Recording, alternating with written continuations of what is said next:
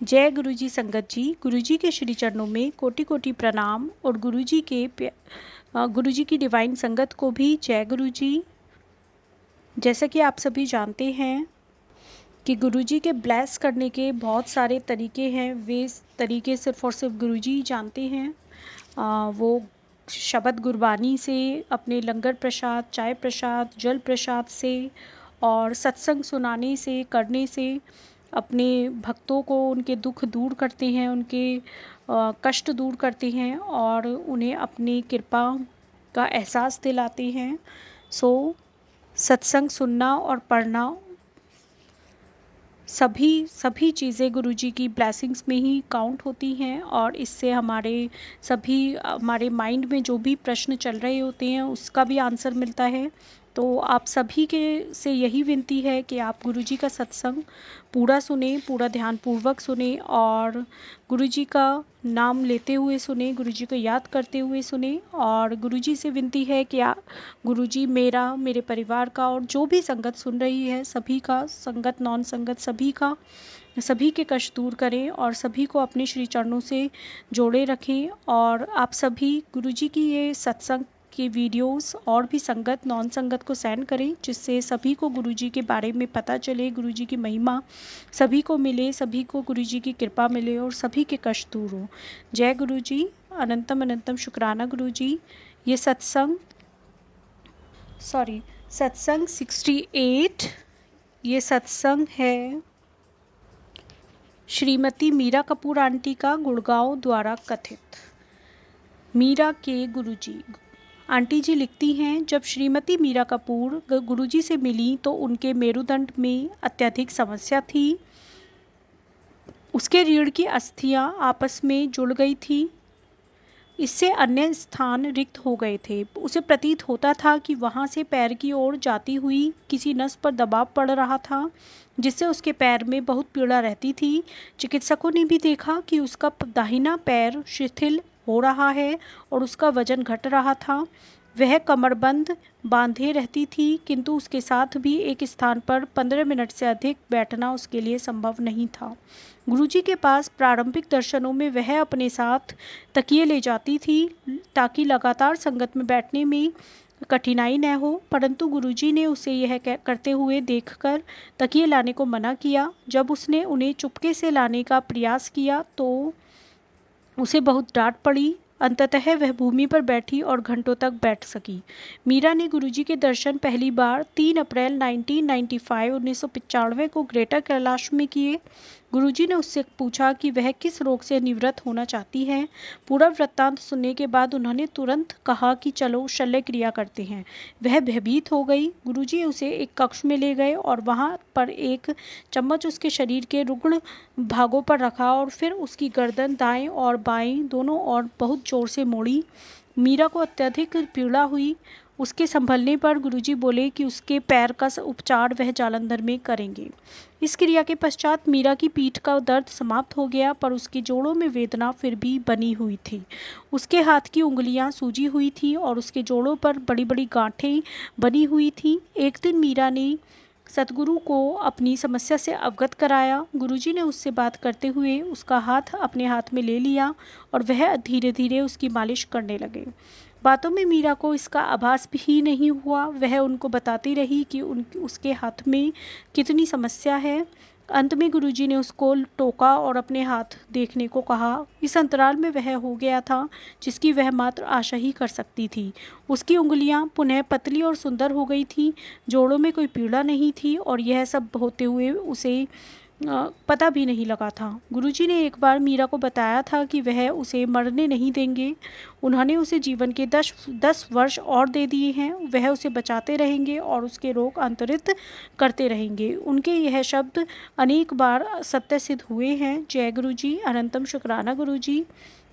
पथरी भरा पित्ताशय। मीरा को अत्यधिक उदरशूल हो रहा था। चिकित्सक परीक्षणों से पता लगा कि उसके पित्ताशय में पथरियां भरी हुई हैं। सबसे बड़ी आधा इंच तक मोटी थी। चिकित्सकों ने औषधियां देना आरंभ कर दिया, पर यह भी बताया कि शल्य क्रिया ही अंतिम उपाय है। गुरुजी उस समय जालंधर में थे और उन्होंने उनके दिल्ली लौटने पर शल्य क्रिया करवाने को कहा। उसने कहा कि वह पीड़ा नहीं सह पा रही है। गुरुजी ने अपना हाथ वहां पर रखा और उसकी वेदना समाप्त हो गई। मीरा ने गुरुजी के लौटने की प्रतीक्षा करी और आने पर शल्य क्रिया करवाई। उसका पित्ताशय सफलतापूर्वक निकाला गया।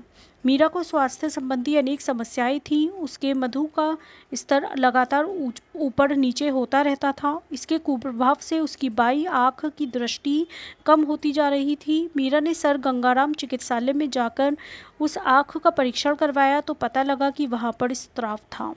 चिकित्सकों ने उसे 1 सप्ताह में शल्य क्रिया करवाने का परामर्श दिया। उस दिन मंगलवार था और मीरा गुरुजी की आज्ञा के बिना कोई कदम नहीं उठाना चाह रही थी। उसने उन्हें बताया कि वह अपने पति से तिथि के बारे में बात करेगी। चिकित्सक ने उसे कहा कि आंख उसकी है न कि उसके पति की, पर अपनी बात पर अटल मीरा ने नहीं मानी और गुरुजी के पास गई। सदगुरु ने अपने पैरों के पास पड़ी हुई अनेक मालाओं में से एक उठाकर उसे दी। उसकी आंखों का पुनः निरीक्षण करने पर चिकित्सक स्तब्ध रह गए। उसकी आंख सामान्य थी। किसी क्रिया या अन्य परीक्षण की आवश्यकता नहीं थी। जय गुरुजी। अनंतम अनंतम शुक्राना गुरुजी। एक्सरे पर से कैंसर के चिन्ह लुप्त हुए। गुरु कृपा मीरा के पति पर भी हुई है। उनके मुख के अंदर एक श्वेत निशान था। चिकित्सक शंका कर रहे थे कि वह कैंसर है, पर उनको बायोप्सी के परिणाम की प्रतीक्षा थी। इस बीच दंपति ने सफदरजंग चिकित्सालय में जाकर चिकित्सकों को दिखाया तो उनका भी वही निर्णय था। मीरा जल्दी से गुरुजी के पास गई और वह बोले, मौज कर। मीरा आश्चर्यचकित थी, पर गुरुजी के वह शब्द तो उसको आशीष थे। बायोप्सी में कुछ धब्बे नहीं थे, किंतु पिछला एक्सरे जो रात को 2 बजे लिया था उसमें स्पष्ट चिन्ह थे। चिकित्सक फिर से स्तब्ध थे। रात भर में वह निशान कैसे लुप्त हो गए? मीरा के आनंद की तो कोई सीमा नहीं थी। गुरुजी उसके लिए सब कुछ तुरंत कर देते हैं, ऐसा मीरा ने कहा।